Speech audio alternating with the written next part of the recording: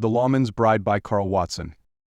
The distant sounds of a piano drifted through the open windows of the Silver Dollar Saloon, carrying along the evening breeze that rustled the curtains of Margaret Taylor's dressmaking shop. She paused in her stitching, letting the fabric rest in her lap as she looked toward the sound. The melodies changed with the hours, lively during the day, slower and more mournful after dark. She'd learned to tell the time by them almost as reliably as by the clock on her wall. It was nearly closing time. Soon the streets of Copper Creek would fill with rowdy cowboys, miners, and all manner of rough men seeking entertainment after a hard day's work. Margaret moved efficiently to secure her shop before darkness fell completely. Once, she might have hurried home with nervous glances over her shoulder, but that was before Marshal James Hartley had come to town. The thought of him brought an unbidden warmth to her cheeks. She busied herself arranging the bolts of fabric that had arrived on yesterday's stage, refusing to dwell on the tall lawman with the steady gaze who had transformed their once lawless town into something approaching civilized. The bell above her door jingled and Margaret turned, prepared to inform the latecomer that she was closing. The words died on her lips when she saw who stood in her doorway, hat in hand. "Marshal Hartley?" she said, quickly smoothing her apron. "I wasn't expecting anyone this late." James Hartley stood awkwardly in the doorway, his broad shoulders nearly filling the frame. He turned his hat in his hands, an uncharacteristic show of hesitation from a man known for his decisiveness. "Miss Taylor," he nodded. "I apologize for the hour. I can return tomorrow if it's inconvenient." "Not at all." Margaret gestured him inside, acutely aware of the wisps of hair that had escaped her usually tidy bun throughout the day. "What can I help you with?" James stepped into the shop, his spurs making a gentle jingling sound against the wooden floor. He looked out of place among the delicate fabrics and feminine trimmings that filled her shop. "I'm in need of a shirt," he said, his voice low and steady, "for the Founders' Day dance next Saturday." Margaret nodded, trying to appear professional despite the sudden quickening of her pulse. "Of course, something special for the occasion." "I suppose?" His eyes, the color of a summer storm, met hers briefly before looking away. "It's my first Founders' Day in Copper Creek." "You've been here almost a year now," Margaret observed, moving to her shelf of men's shirting fabrics. She'd watched him ride into town last summer, when the citizens were still reeling from a bank robbery that had left 2 dead. Marshal Hartley had tracked down the culprits within a fortnight, bringing them to justice with minimal bloodshed. The town council had begged him to stay on permanently. "A year next month," he confirmed, watching as she pulled down several bolts of fabric. "Time passes differently here." Margaret arched an eyebrow. "Different from where? Your previous posting?" A shadow crossed his face. "From anywhere I've been before." She sensed there was more to that statement, but years of dealing with all types of customers had taught her when not to pry. Instead, she laid out 3 different fabrics on her cutting table. "The blue would complement your eyes," she said, then immediately flushed at her own forwardness. James cleared his throat. "I trust your judgment, Miss Taylor." Their fingers brushed as he touched the fabric, and Margaret withdrew her hand as if burned. She had sewn for practically every man in the county, yet none had affected her composure like James Hartley. "I'll need to take your measurements," she said, reaching for her tape measure. "If you wouldn't mind removing your coat." James complied, unbuttoning his worn leather coat to reveal the simple cotton shirt beneath. As he stood with arms slightly raised, Margaret worked efficiently, noting each measurement in her small notebook. She was acutely aware of his closeness, the clean masculine scent of him, the steady rise and fall of his chest. "How did you come to be in Copper Creek, Miss Taylor?" he asked as she measured across his shoulders. "It's an unusual place for a woman of your talents." Margaret smiled slightly. "The same could be asked of you, Marshal. A man with your reputation could have his pick of postings, I imagine." "You didn't answer my question," he pointed out, the corner of his mouth lifting in the barest suggestion of a smile. "I came west after the war," she said simply. "My father and brothers didn't return from Gettysburg. There was nothing left for me in Virginia." James nodded, understanding in his eyes. "I'm sorry." "It was a long time ago." Margaret measured his sleeve length, her touch professional despite her inner turmoil. "Copper Creek needed a dressmaker, and I needed a fresh start. The town has been good to me." "It's a town worth protecting," James agreed. His eyes followed her movements with an intensity that made her fingers tremble slightly. "And what brought you here, Marshal? If you don't mind my asking." James was quiet for so long that Margaret thought he might not answer. When he did, his voice was soft with remembrance. I was a ranger in Texas after the war. Spent years chasing outlaws across the territory. It changes a man, that kind of life. He paused. After a particularly difficult capture, I decided I wanted something different. Somewhere I could prevent trouble rather than just clean up after it. Margaret nodded, writing down the last measurement. And have you found what you were looking for? His eyes met hers, holding her gaze with unexpected warmth. I believe I'm getting closer every day. The air between them seemed to thicken. Margaret found herself unable to look away, caught in the intensity of his gaze until the clatter of a passing wagon broke the spell. The shirt will be ready by Thursday, she said, stepping back to a safer distance. Will that be sufficient time? More than enough. James reached for his coat. Thank you, Miss Taylor. Margaret, she said impulsively. You can call me Margaret. A slow smile spread across his face, transforming his normally serious expression. Then I insist you call me James. James, she repeated, testing the name on her tongue. He settled his hat back on his head. Good evening, Margaret. I look forward to Thursday. After he left, Margaret stood motionless in the center of her shop, the blue fabric still clutched in her hands, wondering what had just transpired between them. The days leading up to Thursday passed with agonizing slowness. Margaret worked on James's shirt with painstaking care, her needle flashing in and out of the fine blue fabric with precision born of years of practice. She added subtle details that weren't strictly necessary. Double stitching on the collar, finely rolled cuffs, a small decorative touch on the breast pocket. You're putting an awful lot of effort into that shirt, observed Clara Wilson, Margaret's assistant, a young widow who worked in the shop 3 days a week. Is it for someone special? It's for the Marshal, Margaret replied, keeping her tone neutral. He needs it for the Founder's Day dance. Clara raised her eyebrows knowingly. And I suppose that explains why you're using the blue silk thread instead of cotton. Margaret felt heat rise to her cheeks. The Marshal deserves our best work. He's done much for this town. Indeed he has, Clara agreed with a mischievous smile, especially for certain dressmakers who happen to watch him pass by their windows every morning and afternoon. Clara, Margaret protested but couldn't help the laugh that escaped her. You're seeing things that aren't there. Am I? Clara challenged, setting aside the child's dress she was hemming. Margaret Taylor, I've known you for 5 years, and I've never seen you blush over a customer's order before. Margaret turned back to her work, unable to deny her friend's observation but unwilling to confirm it either. Her feelings for James Hartley were complicated, admiration mixed with attraction, respect tangled with longing. Whatever they were private, at least for now. The Marshal is a customer like any other, she said firmly. Clara snorted. And I'm the Queen of England. Thursday arrived at last, bringing with it a stifling heat that seemed to settle over Copper Creek like a woolen blanket. Margaret opened her shop windows wide, hoping to catch any stray breeze. She had finished James's shirt the previous evening, and had hung it proudly near the front of the shop, where the morning light caught the fine blue fabric. The morning passed slowly, with few customers venturing out in the heat. Margaret occupied herself with inventory and accounts, while keeping one eye on the door. By mid-afternoon, her anticipation had turned to disappointment. Perhaps James had forgotten, or was detained by his duties. Just as she was considering closing early, the bell above her door jingled. James stood in the doorway, looking more disheveled than she had ever seen him. His hair was damp with sweat, his face streaked with grime, and there was a tear in the sleeve of his shirt. James, Margaret exclaimed, hurrying toward him. What happened? Nothing serious, he assured her, though his grimace as he moved suggested otherwise.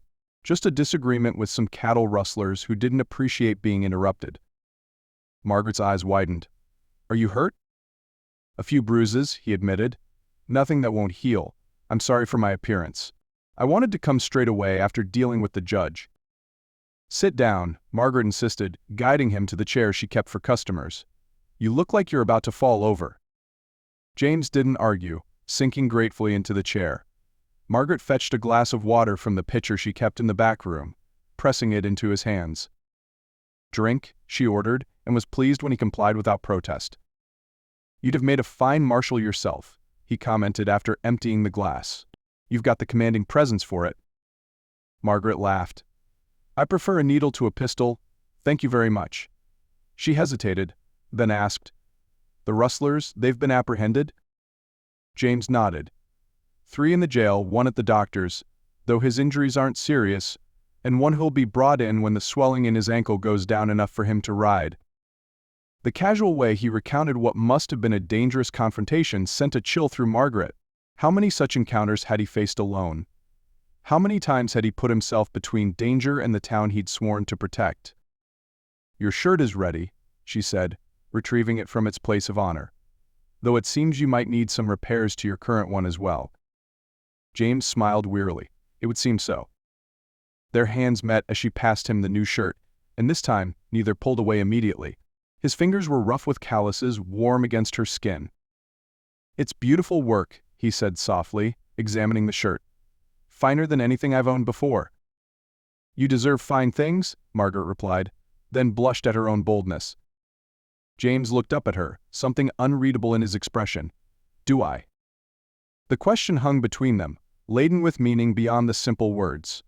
Margaret found herself stepping closer, drawn by an invisible pull. "Yes," she said simply, "you do."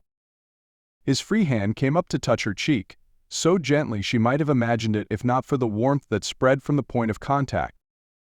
"Margaret," he began, his voice rough with emotion, "I didn't come to Copper Creek looking for anything beyond a town that needed a lawman, but I found someone I wasn't expecting."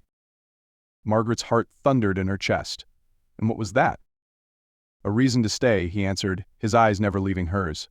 "Not just for the town, but for myself." The bell above the door jangled harshly, breaking the moment. They stepped apart as Widow Peterson entered, fanning herself vigorously.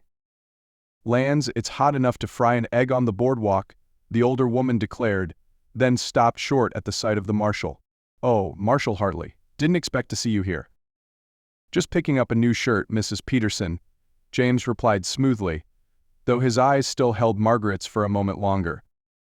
"Well, I hope you're planning to wear it to the dance on Saturday," the widow said, her shrewd eyes moving between them. "We're all counting on you to lead the first dance, you know. It's tradition for the town marshal." James looked momentarily alarmed. "Is it? I wasn't aware." "Oh yes," Mrs. Peterson continued cheerfully, "and you'll need a partner, of course. I was thinking perhaps Miss Taylor here might be willing. She makes such lovely dresses but rarely gets to enjoy a dance herself." Margaret felt her face flame. "Mrs. Peterson, I'm sure the marshal has already."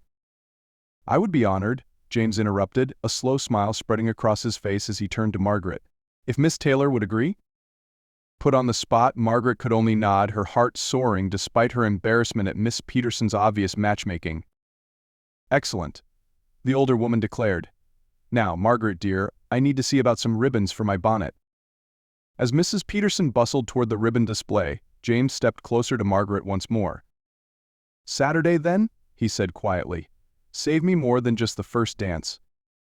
"Yes," Margaret replied, unable to keep the smile from her face. "I will." The night of the Founder's Day dance arrived clear and cool, a blessed relief after the heat of the previous days. Margaret stood before her mirror, examining her reflection with uncharacteristic anxiety. She had made her dress weeks ago, a deep green silk that complemented her auburn hair and fair skin. But now she wondered if the neckline was too daring, the skirt too full. "Don't be ridiculous," she told her reflection firmly. "You've worn more elaborate gowns to church socials." But this was different. Tonight she would dance with James, not as the dressmaker and the marshal, but as a woman and a man who had acknowledged the growing connection between them. The town hall had been transformed for the occasion. Lanterns hung from the ceiling, casting a warm glow over the polished floor. Bunting in the town colors draped the walls, and tables laden with food and drink lined one side of the room. A small band of local musicians tuned their instruments on a raised platform. Margaret entered alone, immediately scanning the crowd for a familiar tall figure. She found him near the punch bowl, deep in conversation with Mayor Collins. The blue shirt she had made for him fit perfectly, accentuating his broad shoulders and the lean strength of his frame. As if sensing her presence, he looked up, his conversation faltering when he saw her. He excused himself from the mayor and made his way toward her, weaving through the growing crowd with determination. "Margaret," he said when he reached her, his voice low. "You look," he paused, seeming to search for adequate words, "like a dream I didn't know I had." She smiled, touched by his unpolished sincerity. "The shirt suits you," she observed. "Blue is definitely your color." "I had an excellent seamstress," he replied, offering his arm. "And now, I believe tradition demands that I open this dance. Would you do me the honor?" Margaret placed her hand on his arm, feeling the solid strength beneath the fine fabric. "The honor is mine, Marshal." As they took their places in the center of the floor, Margaret was acutely aware of the curious eyes upon them. Copper Creek was a small town, and their public appearance together would certainly set tongues wagging. Strangely, she found she didn't mind. The music began, a simple waltz, and James proved to be a surprisingly graceful dancer. His hand rested respectfully at her waist, the other holding hers as they moved in perfect rhythm. "Where did a lawman learn to dance so well?" she asked, genuinely curious. A smile tugged at his lips. "My mother insisted all her sons learn. Said we never knew when we might need to impress a lady." She was a wise woman. She was, he agreed, a shadow of old grief passing across his face. She would have liked you. The simple statement, implying so much, made Margaret's breath catch. "Tell me about your family," she said as they turned smoothly with the music. James was silent for a moment, then began speaking softly. "I grew up in Missouri, the middle of 5 children. My father ran a small freight business. We weren't wealthy, but we never wanted for anything important." "What happened to them?" Margaret asked gently.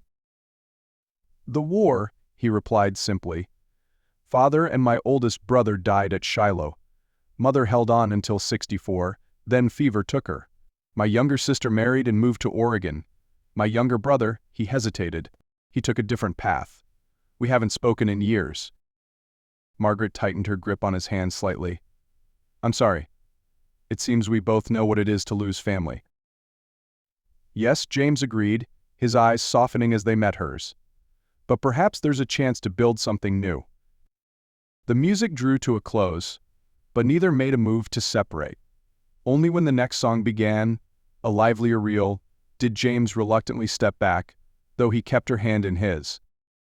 "Would you care for some punch?" he asked. "Please," Margaret nodded, allowing him to lead her from the dance floor. They spent the evening alternating between dances and quiet conversation in the relative privacy of the hall's small balcony. James told her of his years as a ranger, the vast empty spaces of Texas, the men he'd ridden with, and occasionally against. Margaret shared stories of her childhood in Virginia, the early days of building her business in Copper Creek, her dreams of someday expanding her shop. As the evening wore on, the crowd thinned, and the band began to play slower, more intimate melodies. During one such dance, James held her closer than propriety strictly allowed, his cheek nearly touching her hair. "Margaret," he said, her name a warm breath against her temple, "I need to tell you something." She looked up at him, suddenly nervous at his serious tone. "Yes?" "When I came to Copper Creek, I told myself it was temporary. Another stop on a journey with no particular destination." His eyes held hers, intense and honest. "But something happened that I didn't expect." "What was that?" she asked, though she hoped, she knew the answer. "I found a place that felt like home," he said. "And a woman who made me want to stay." Margaret's heart soared, but years of caution made her hesitate. "James, are you certain? Your life has been so different, so much larger than this small town." "I've had my fill of wandering," he said firmly, "of only passing through people's lives. I want roots, Margaret. I want to build something lasting." His hand tightened slightly on her waist. "With you, if you'll have me?" The music faded away, but they continued to sway gently, lost in their own world. "I would like that very much," Margaret finally replied, her voice barely above a whisper. James smiled then, a full, unguarded smile that transformed his face and made him look younger, unburdened. "Then, Miss Taylor, may I have the honor of calling on you properly? Perhaps Sunday, after church?" "Yes," she said simply. "Yes, you may." As the final notes of the last dance faded into the night, James escorted Margaret home through the quiet streets of Copper Creek. They walked slowly, reluctant for the evening to end, their hands occasionally brushing until James finally captured hers in his. "Is this forward of me?" he asked, a hint of humor in his voice. Margaret shook her head, squeezing his hand lightly. "No more forward than agreeing to dance with a man I've barely spoken to before tonight." "Barely spoken to?"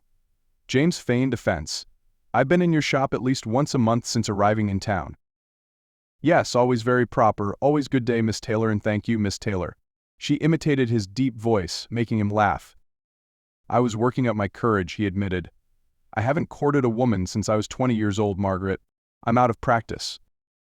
They reached her small house at the edge of town, a neat whitewashed building with a small garden that was her pride and joy. James walked her to the door, still holding her hand. Thank you for the dance, Margaret, he said softly. For all the dances. Thank you for asking, she replied, suddenly shy under the intensity of his gaze. James hesitated, then slowly leaned down. Margaret's eyes fluttered closed as his lips met hers in a gentle, questioning kiss. It was brief, the merest brush of lips, but it sent warmth spreading through her entire body. When he pulled back, his eyes were dark with emotion. Sunday, he said, his voice rough. After church. I'll be waiting, Margaret promised. She watched him walk away, his tall figure silhouetted against the starlit sky, and knew with sudden clarity that her life in Copper Creek had irrevocably changed. Whatever tomorrow brought, she would face it with James Hartley by her side, the lawman who had found his home, and the woman who had found her heart's desire in the most unexpected of places.